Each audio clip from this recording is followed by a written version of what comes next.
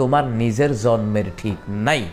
মাজার পুজোই তো বলে এটাকে। মাজারে গিয়ে সেজদা দিচ্ছে, মাজারে গিয়ে মানত করছে। নিজের বাপ মারে খাওয়ান দেয় না, মাজারে গিয়ে মানত করে। নিজের বাপ মারে খাওয়ান দেয় না, মাজারে গিয়ে খাসি দেয়, মহিষ দেয়। কুত্তাও দিস তোরা, কুত্তাও দিস, কুত্তাও মানতি করবা, কুত্তাও দিস। বাবাই খাইতো বিল্লা। এরপর ওকে বাবার অনেক ক্ষমতা, তো বাবার ক্ষমতায় থাকলে মাজারও যে সেজদা দেয়, উষ্ঠা দিতারে না? বাবার যদি ক্ষমতাই থাকে, একটা উষ্ঠা দিতারে না? বাবার না বলে ক্ষমতা। তোমরা মাজারে জিয়ারত করতে দাও, সেজদা দিতে যাও না। বাবার অনেক পাওয়ার, তো পাওয়ার হইলে তো তোমরা যে যারা সেজদা দাও, যারা কদম বুঝি করে, যারা ধরে তো বাবা উষ্ঠা দিতে পারে না। এবার এত টাকা পয়সা তাদের মাজারে দেওয়া হয়তো, বাবার যে এত কারামতি, এত পাওয়ার, তো টেহাডি গণ্যা দিনই তারে না। এরপরে বলেছ যারা আমাদেরকে মাজার পূজারি বলে, এর জন্মের ঠিক নাই। তো এবার তোমাকে বিভিন্ন মাজারে দেখা গেছে সেজদা দিয়েছো, কদম বুসি করেছো, তাহলে বোঝা যায় তোমার নিজের জন্মের ঠিক নাই।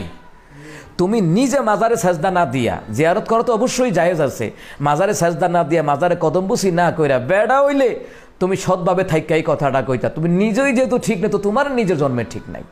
মানুষের জন্ম নিয়ে পরিচয় তোলো, নিজের জন্মেরই ঠিক নাই। নিজের জন্ম পরিচয় কোথা থেকে এসেছে সেটাও বোঝা উচিত।